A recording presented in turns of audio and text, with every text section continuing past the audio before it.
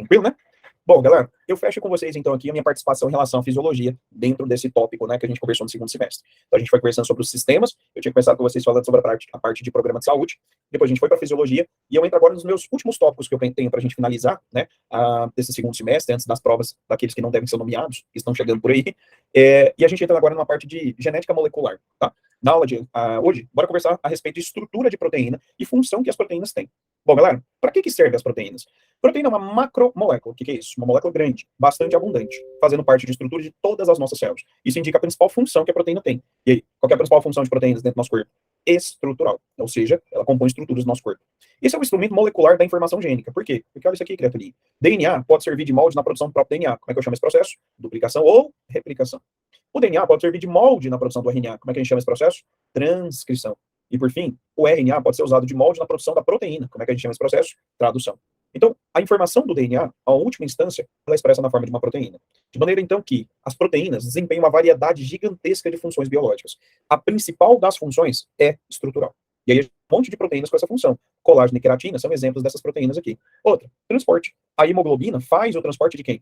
De oxigênio. A albumina faz o transporte de ácidos graxos dentro do nosso organismo. Outra função que a proteína tem? Defesa. Existe um conjunto de imunoglobulinas, né, que são os famosos anticorpos, que tem uma estrutura que é o quê? Glicoproteica. Outra, sinalização. Você tem tanto hormônios quanto receptores de hormônios que têm uma natureza química sendo formada a partir de proteínas.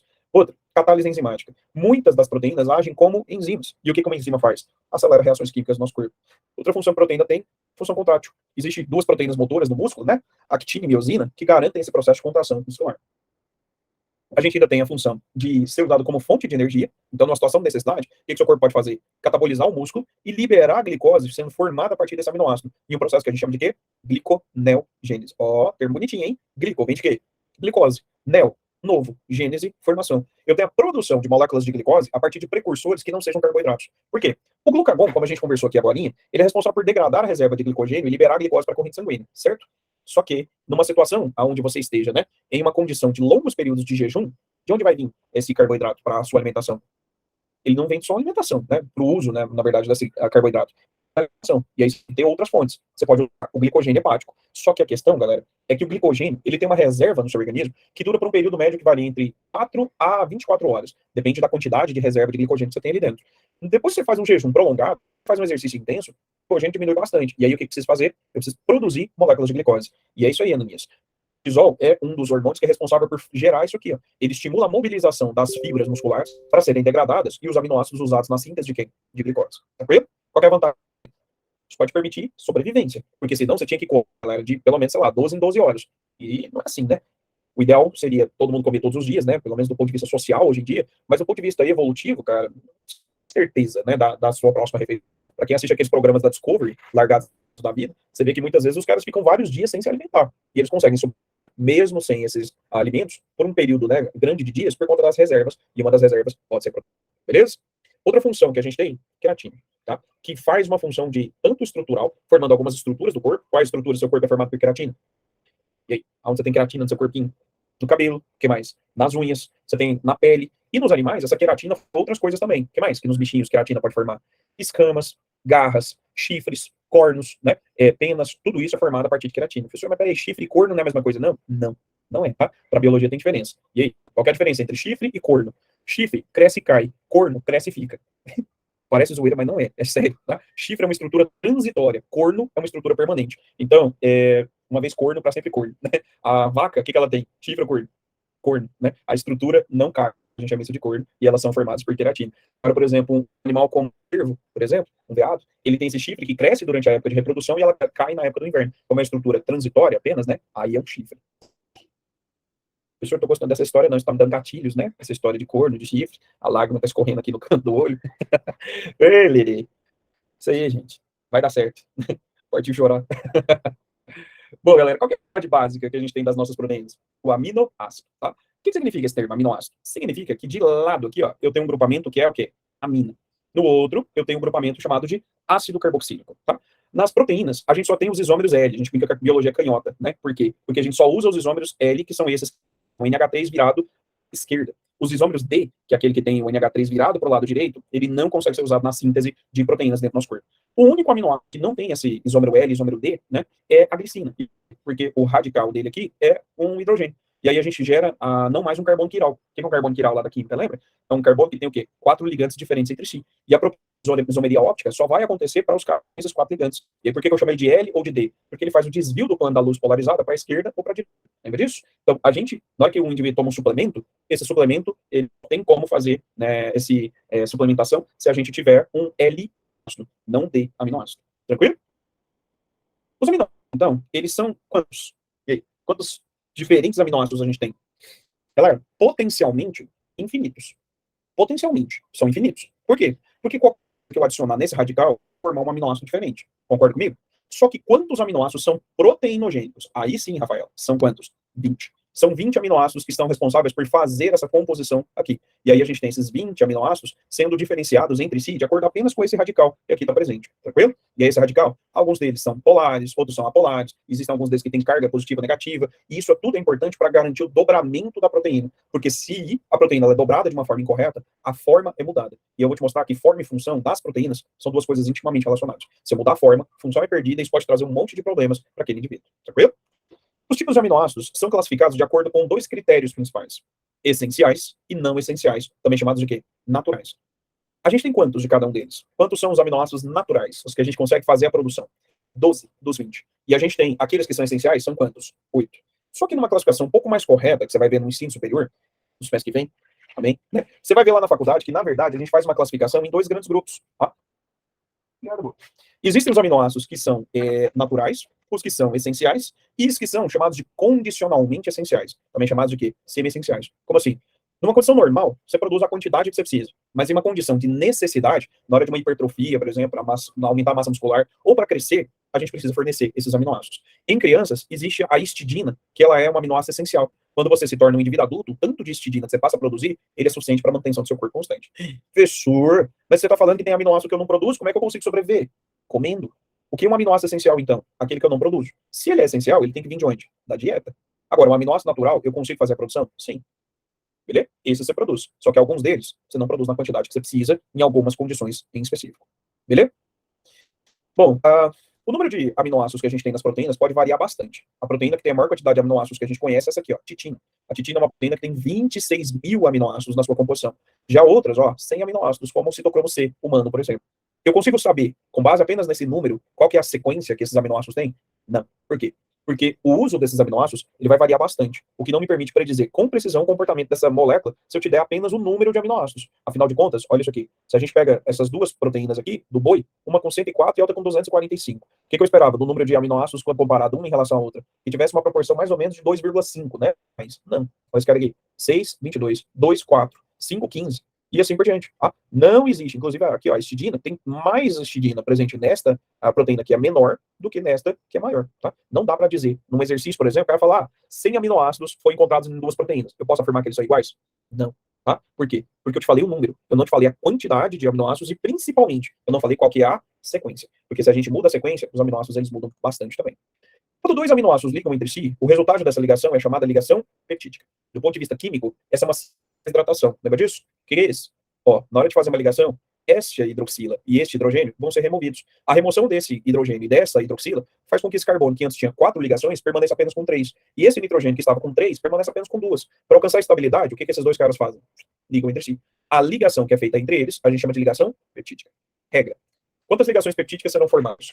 Conte o número de aminoácidos e tire um. Por que tirar um? Porque quando 2 aminoácidos foram ligados, quantas ligações peptídicas foram produzidas entre eles? Se 3 aminoácidos foram ligados, quantas ligações peptídicas foram formadas aqui? Ó? 2. Se 4 aminoácidos forem ligados, quantas ligações peptídicas você vai ter? 3. Percebe que é sempre o número de aminoácidos menos 1? Então a gente tem aqui, ó, 3 ligações peptídicas, por exemplo. Certo? E o número de moléculas de água que são gerados, ele é igual ao número de ligações peptídicas. Então, se são 4 aminoácidos, são 3 ligações e 3 moléculas de água. Certo? Aqui, né? As aguinhas sendo formadas. A cadeia polipeptídica ela vai ser ligada, então, entre vários aminoácidos que vão se ligando, mas ainda permanece com uma extremidade, onde quem está livre de K, ó, o NH3. Eu chamei essa de extremidade aminoterminal. Do outro lado, quem está? O C-OH. E aí a gente tem o carboxiterminal. Amino, carboxiterminal, formando a estrutura da proteína com os resíduos de aminoácidos que estão ligados entre si. Certo? Na hora de formar uma proteína, galera, eu preciso que esses aminoácidos se liguem em uma dada sequência. E aí, a estrutura que a proteína tem, a gente chama de primária, quando eu falo sobre a sequência desses aminoácidos ligados pelas ligações peptídicas.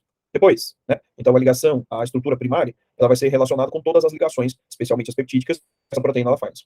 Só que lembra que eu mostrei para vocês que as proteínas elas podem formar diferentes radicais que se associam? Aí eu posso formar uma estrutura secundária. E aí a interação entre as cadeias laterais vão formar pontes de hidrogênio, principalmente eles, né, as ligações de hidrogênio, o que mantém uma estrutura dobradinha da proteína entre si, o que nós chamamos de estrutura secundária. Na terciária, o que já estava dobrado, dobra em cima dele mesmo, formando interações entre aminoácidos que estão distantes. A gente chama isso de estrutura terciária. E por fim, quando duas ou mais subunidades proteicas se ligarem entre si, eu formo uma estrutura quaternária. Então, usando uma analogia bobinha para explicar isso aqui, sabe aqueles telefones antigos que tem fio ainda? Se você pega o fio do telefone e estica, ele fica reto, não é? Essa é a estrutura o quê? Primária. Se você solta, o que ele faz? Forma uma hélice. Essa é uma estrutura secundária. Se você pega aquele fio inteiro e solta, ele enrola nele mesmo. E essa estrutura o quê? Terciária. Se eu pegar dois telefones de fio e enrolar o fio no outro, eu tenho uma estrutura que ela é quaternária, certo? A estrutura quaternária, então, ela tem duas ou mais cadeias ou subunidades polipeptídicas e uma range espacial. Fala para mim, você conhece alguma estrutura quaternária, alguma proteína que tem estrutura quaternária? Essa que você está vendo aí é a hemoglobina. É isso aí. O que é essa coisinha aqui? Ferro, tá? Então existem átomos de ferro que fazem com que haja uma estabilidade da ligação entre essas proteínas e, portanto, ele consegue fazer a função dela. Qual é a função que a hemoglobina tem? Transportar oxigênio. Se a gente tira só uma subunidade, ela não consegue fazer esse transporte com tanta eficiência quanto a gente encontra quando ela tem essa estrutura quaternária. Ok? A estrutura primária, então, ela é determinada geneticamente. Tá? Essa sequência de uma proteína, a gente tem isso chamado de estrutura primária. Então, tá aqui, ó. A serina está ligada com a tirosina, depois com outra serina, né? E assim por diante, até formar a estrutura da proteína, desde o primeiro até o último aminoácido. Só que a estrutura primária é formada também pela interação e a ligação que acontece aqui, ó, entre resíduos de enxofre. E aí a gente tem a formação das pontes bisulfeto, que envolvem esse aminoácido, a cisteína. Tá? A cisteína faz a ligação e garante essa estrutura primária também. A estrutura secundária forma um arranjo espacial com um dobramento pequeno, porque interage um aminoácido que está perto um do outro, tipo o 2 com 4, o 5 com 7, os aminoácidos pertinho vão ganhar esse dobramento, que pode acontecer de três formas principais. Via de regra, nos vestibulares, às vezes, bem às vezes, a gente vem falando isso aqui, ó. Alfa-hélice, que é essa estrutura parecendo, né, o fiozinho do telefone. Folha beta, que é como se fossem folhas dobradas, em prega. A gente chama isso de folha beta pregueada ali. Na alfa-hélice, eu formo essa estrutura desse jeito, né? Enquanto na folha beta, eu tenho o dobramento desse cara, como se fosse mesmo eu pegar uma folhinha e fazer uma sanfona com ela ali. Certo? A estrutura terciária, eu tenho esse arranjo tridimensional dos aminoácidos em um meio aquático. Então aqui, ó, a gente consegue ver que o dobramento dessa proteína fica com as partes vermelhinhas mais para dentro e as partes azulzinhas para fora. Por quê? A parte vermelha é hidrofóbica, enquanto essa parte aqui é hidrofílica. O que é isso? Pensa no termo hidrofóbica. O que significa? Medo da água. Existem aminoácidos que as cadeias laterais, eles se escondem da água. O contato da água com ela causa uma repulsão. E aí o que esse cara vai? Trava. Escondendo a estrutura interna aqui. Agora, outros aminoácidos são hidrofílicos. E a água, ela tem carga. Por isso, esses aminoácidos que estão aqui, ó, são polares, os azuis. Esses aqui, os vermelhos, apolares, garantindo esse dobramento que a proteína tem. Perceba aqui, ó, galera. Essa é uma proteína que toda a estrutura dela é alfa-hélice. Essa é uma proteína que toda ela é folha beta. E a maioria é essa aqui. A gente tem algumas partes alfa, outras partes beta, garantindo dobramentos espaciais específicos. E esta estrutura de dobramento, ela é extremamente importante para a interação. E o que vai dar a forma é o que define também a sua função. Certo? A interação que é hidrofóbica, ela vai governar, né, a estrutura dessa proteína. Os aminoácidos apolares, como eu estava falando com vocês, eles tendem a se esconder na parte interna, expondo os aminoácidos polares, garantindo esse dobramento tridimensional que a proteína ela tem. Certo? Se você perder a estrutura terciária de uma proteína, eu posso perder a forma e a função que essa proteína tem. E isso pode causar até doenças. Lá na parte de viroses, eu discuti com vocês sobre o que os vírus são capazes de fazer, e eu citei com vocês isso aqui, a chamada doença priônica. O que é um prion? O prion é uma proteína infecciosa que ela é capaz de mudar o dobramento de outras proteínas do corpo. Quando você tem a formação de uma proteína com estrutura diferente, ó, aqui eu tinha as folhas alfa, perceba que foi formado estrutura beta, o que dá um dobramento incorreto. A forma scrappy, como é chamado, né, do prion, ela gera morte de neurônios, no caso da encefalopatia espongiforme, também conhecido com o nome de quê? Mal da vaca louca. Tá? Professor, como é que pega essa doença? E aí? Como é que pega isso? Lembra? Sim ou não? Como é que se desenvolve doença priônica? Existem duas formas. Mutação. Você pode ter a mutação do DNA e passar a produzir a proteína na forma priônica, ou ela pode ser adquirida por alimentação. É isso aí. A ingestão de carne mal passada de animais que estejam infectados com essa doença priônica. Inclusive, né, existe uma doença priônica que está relacionada a alterações neurológicas em humanos que provoca algumas coisas estranhas, né? Como, por exemplo, o indivíduo tem pequenos espasmos musculares, ele começa a ter dificuldade de fala e a fala fica arrastada, o indivíduo vai falar né? Ele tem sorrisos que mostram os dentes do nada, o indivíduo anda andando os pés, e que isso acontece depois que ele ingere carne humana. E um ritual que acontece na região da Papua Nova Guiné, onde quando o indivíduo ele morre, o que acontece? parentes daquele indivíduo, eles cozinham o cérebro da pessoa e ingerem esse cérebro como forma de preservar a memória daquele indivíduo dentro do seu organismo. Só que se aquele cara estiver infectado, isso gera a contaminação de outros indivíduos. E o cara que comeu carne humana, começa lá arrastado, começa a arrastar a perna, começa tiques, mostrando dentes. Isso te lembra alguma coisa? Chegando na época de Halloween aí, né? Isso parece um zumbi. A história do zumbi, galera, surge justamente por conta disso. Só que aí a gente faz uma inversão da causa. As histórias de zumbi, o indivíduo se torna um zumbi quando alguém morde ele. E aí passa um vírus que faz o processo de contaminação, enfim. Existem zumbis na vida real. Só que esses zumbis, eles se desenvolvem consumindo partes de corpo de animal que estejam infectados e causam essa doença, a encefalopatia espongiforme naquele indivíduo. Beleza? Proteína priônica pode ser causa de algum tipo de apocalipse zumbi? Rafael, acabei de falar, né? É justamente isso aqui. A história dos zumbis surge a partir dessa história aqui. Tranquilo? Dúvidas? A estrutura quaternária que a proteína ela tem, galera, a gente tem essa interação entre as proteínas com várias subunidades. E esse arranjo dessas proteínas forma uma estrutura tridimensional mais complexa, porque perceba que eu tenho várias subunidades diferentes que interagem para formar, nesse caso aqui, por exemplo, uma ATPase, uma enzima que está relacionada com a degradação de ATP. Ok? Se você mudar a forma que uma proteína tem, o que você faz com a função dessa proteína? Isso também causa uma alteração. Então, a alteração drástica da forma, a gente chama isso de desnaturação. E o que pode desnaturar uma proteína? Calor, por exemplo. Quando você passar no vestibular, você vai lá, né, no presencial, para quem é aqui de Goiânia, pra gente jogar o ovo na sua cabeça. E quando você pega um ovo cru e joga na cabeça da criatura, o que acontece com ele? Escorre aquela melequeira. Vai lá, Champs. Cozinha um ovo e joga na cabeça do seu coleguinha. Como é que chama isso? Tentativa de homicídio, né? Você dá uma pedrada na cabeça da criatura. Na hora que bate o ovo, né, ele vai quebrar, mas vai escorrer aquela mesma secreção? Não. Por quê? Por que o ovo cru tem aquele aspecto gelatinoso, típico do ovo, mas o ovo cozido, ele tem aquele aspecto durinho, né, que ele fica? Porque quando você cozinha o ovo, o que você faz? Desnatura as proteínas. E essa desnaturação da proteína, ela vai perder as funções biológicas? Sim. Mas ele vai perder o valor nutricional quando você cozinha esse alimento? Muito pouco, tá? Então, a digestão vai degradar os aminoácidos. E a degradação dos aminoácidos pouco faz diferença muito para o seu organismo se isso tá ou não cozido. E eu não te aconselho fazer, por exemplo, né, alimentação de ovo cru, que é uma coisa que na academia o povo fala que não pode comer, né, tem que comer ovo e tem que ser cru, porque senão o aminoácido desnatura e você não consegue absorver. Vai lá, Champs, come ovo cru, é só um prato cheio, para quê? Para diarreia, né? Existe salmonela presente nesse ovo e ela pode causar problemas. Outra coisa, ácidos podem causar esse processo de desnaturação também. Como? Você já deve ter visto, né? Como que é o processo de fabricação de um queijo. Já viu como é que faz? Você pega o leite e adiciona sobre esse leite um negócio que é chamado de coalho. O que existe nesse coalho? Existe a presença de um conjunto de substâncias químicas que vão coagular o leite e junto se adiciona um micro-organismo que libera ácidos, que também provoca esse processo. E aí você deixa atuar o ácido lático, que é produzido pelo micro-organismo, ele faz a proteína do leite talhar. Aí o que você faz? Você corta aquilo, põe na forminha e espreme. E tira o soro do leite. A proteína coagulada vai ser usada depois na fabricação do queijo. O processo inicial para qualquer queijo, ele acontece desse jeito. Faz o teste aí na sua casa depois. Pega um pouquinho de leite, pega um copo de leite, pega uma colherzinha de vinagre e joga lá dentro. Mistura. Você vai ver o que acontece. Na hora que você misturar, o leite coagula ali em cima. Inclusive, você pode usar isso na sua casa para fazer requeijão cremoso. Ó, como é que faz? Pega, coagula ali, né? Faz esse negócio, joga no liquidificador. Pega um pouquinho de leite sem coagular, joga lá dentro e pega uma colher de manteiga e bate. Põe sal, tcharam, você tem requeijão cremoso na sua casa, né? O povo faz ricota desse jeito também. Às vezes tem, né? Vai fazer uma tábua de frio, que é uma ricota. Você faz esse processo usando, né? Uma colher de vinagre dentro de 1 litro de leite. Põe numa forma, põe num pano de prato e espreme. A proteína vai coagular, você põe sal por cima, tcharam, ricota caseira aí na sua casa. Obviamente não com a mesma qualidade uma ricota, se bem que ricota é um queijo que qualidade não é muito lá essas coisas, né? Que trem meio sem gosto. E a gente tem outros solventes orgânicos que podem ser usados também para gerar essa desnaturação. Bom, o calor é um dos agentes naturantes principais. E aí, galera, as enzimas sofrem muito quando a gente aquece o organismo. Então aqui a gente consegue ver a velocidade da reação induzida por uma enzima e a relação que isso tem com o calor. Na hora que você aquece bastante, o que acontece com a enzima? Ela desnatura. A desnaturação enzimática é um problema que vai provocar muitas vezes até a morte no indivíduo. Olhando esse gráfico, então, me explica, criatura, por que alguém morre de febre? E aí, qual é o princípio biológico da letalidade no caso de uma febre? O lance é que quando o indivíduo está com febre, ele desnatura as enzimas. E quando as enzimas dele se desnaturam, a velocidade da reação cai e esse indivíduo deixa de conseguir realizar suas reações metabólicas dentro da normalidade, tá? O que pode, em alguns casos, né, provocar a morte daquele indivíduo, tranquilo? Por isso que febre é uma emergência médica. Se você tem temperaturas acima de 40 graus, isso é bastante preocupante. Tem que rapidamente abaixar a temperatura daquele cara, senão ele pode convulsionar em casos extremos até morrer por conta disso, tá? Como diz minha avó, febre mata porque cozinha os miolos, né? Não cozinha o cérebro do indivíduo, não. O que mata é a desnaturação da enzima. Ó, aqui que eu tinha falado para vocês, ó, se você pega alguma coisa ácida e coloca em contato com leite, a gente tem isso aqui, o coalho, que depois você espreme e aí você faz a formação aqui da base para a construção de um queijo. Todas as enzimas se naturam, né, ou todas as proteínas se naturam no mesmo pH? Não. A pepsina, por exemplo, é uma enzima que está dentro do seu estômago e o pH ideal dela é por volta de quanto? 2. A tripsina está por volta entre o 7 e o 8, e assim por diante, né? A gente tem diferentes proteínas com pHs que são ótimos de maneiras distintas também.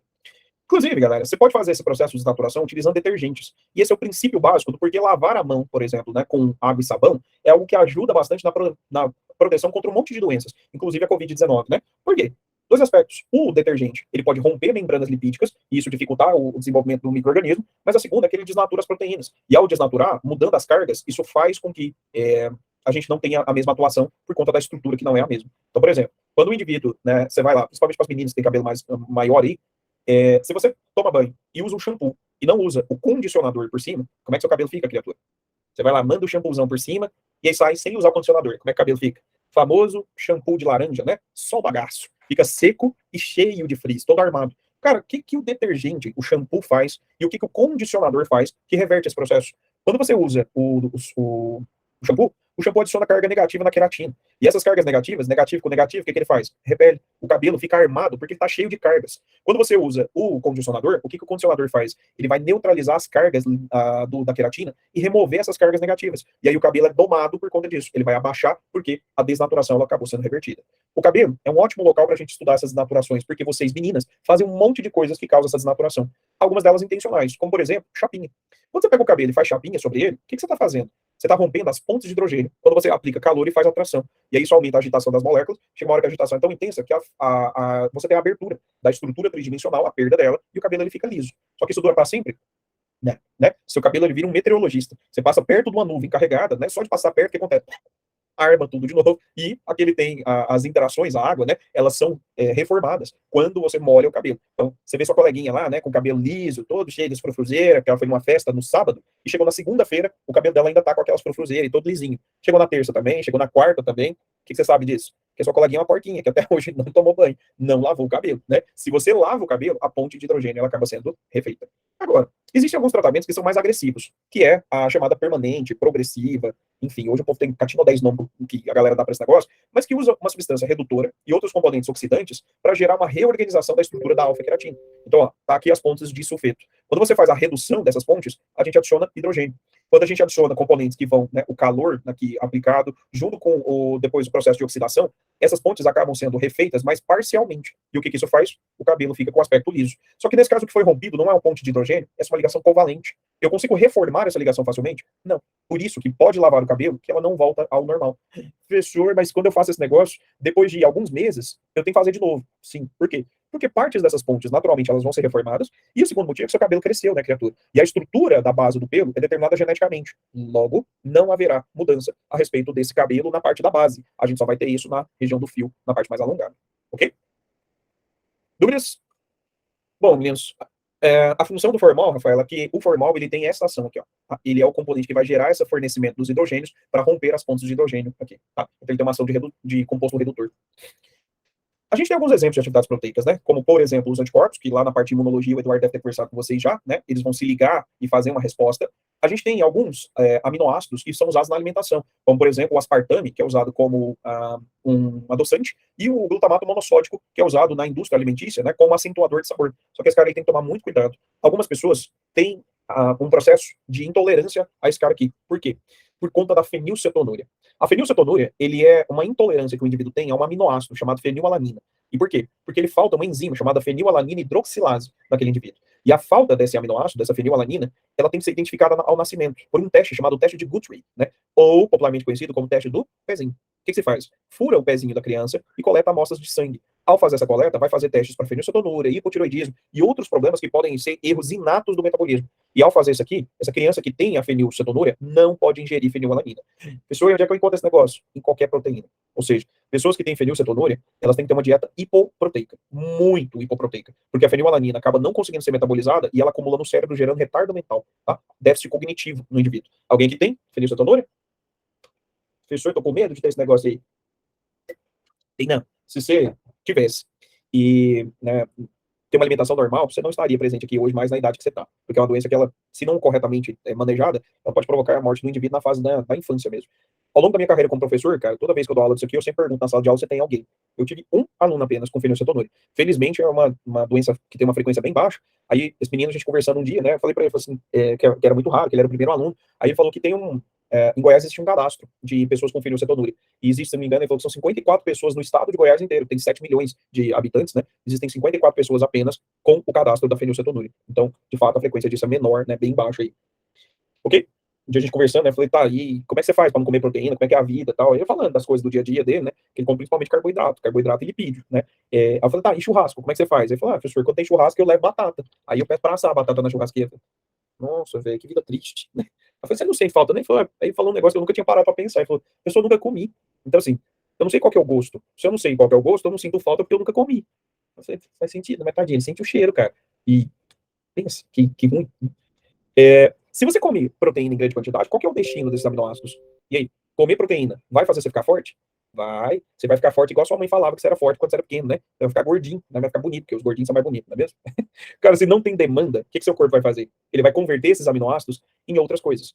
Então, se você tem, né, não tem reserva de aminoácidos, se você fica longos períodos sem comer, o que nosso corpo é capaz de fazer? Quebrar essas proteínas e converter isso em carboidrato. Só que isso provoca isso, né? Você tem um processo de perda de peso maciça por conta disso. Tá? Gordinho envelhece melhor. Para fazer esse processo, o que a gente precisa fazer? Remover o grupamento amina. E aonde que esse processo acontece? No fígado. E deste processo de remoção, a amônia, ela é tóxica. E o que seu corpo faz? Converte-se em um produto menos tóxico, que é a ureia. E a ureia depois é eliminada pelo seu rim, como a gente viu lá na parte do sistema excretor. Então, se você comer proteína demais, eu tenho que tirar o grupamento amina e usar o resto para fazer outras coisas, né? E o grupamento amina derivado vai ser eliminado em um ciclo, que a gente chama de ciclo da ureia, que ao final produz a ureia, né? E essa ureia, que é produzida aqui, ela vai ser eliminada lá no seu rim, tá? Então a gente faz a conversão disso em ureia e a ureia é eliminada para fora do seu corpo. Se você comer proteína de menos, existem possíveis problemas que podem acontecer? Sim. Tá? Por exemplo, cara, a baixa ingestão de proteínas pode diminuir seu crescimento. Pode aparecer transtornos metabólicos, pode gerar anemia, o cabelo pode ficar despigmentado e quebradiço, pode gerar perda de massa muscular e em crianças gera uma doença chamada Kwashiorkor. A Unirv já cobrou em anos anteriores falando a respeito disso. E tem duas doenças que vocês têm uma confusão bem frequente, duas doenças carenciais, marasmo e Kwashiorkor.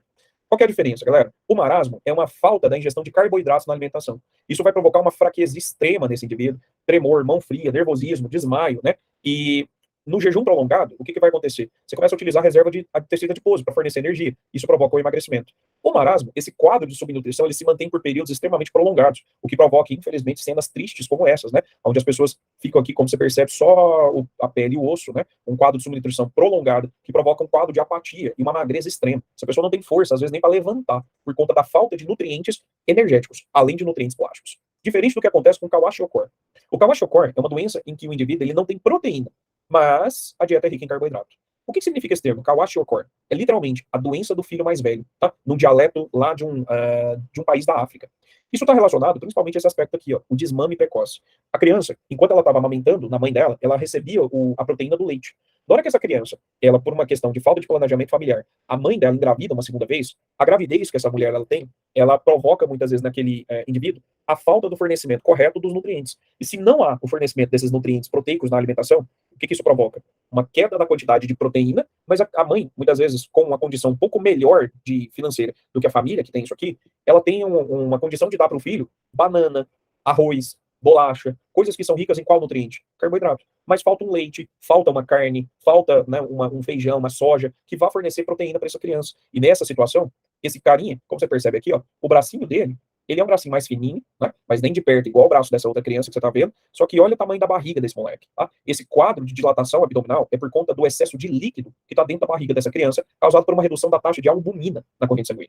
A albumina é uma proteína que tem várias funções. Uma delas é garantir o retorno do plasma para os vasos sanguíneos. Se a albumina cai, qual que é o reflexo que isso provoca no organismo? A queda da quantidade de albumina, ela gera o extravasamento de plasma para fora dos vasos sanguíneos e uma dificuldade de retorno desse plasma. Se o plasma sai, mas não volta, isso causa esse quadro aqui, ó, esse edema. Isso acontece em uma verminose também, que a gente conversou sobre ela. Lembra? E aí, qual é a verminose que também provoca esse mesmo sintoma aqui, ó, essa dilatação?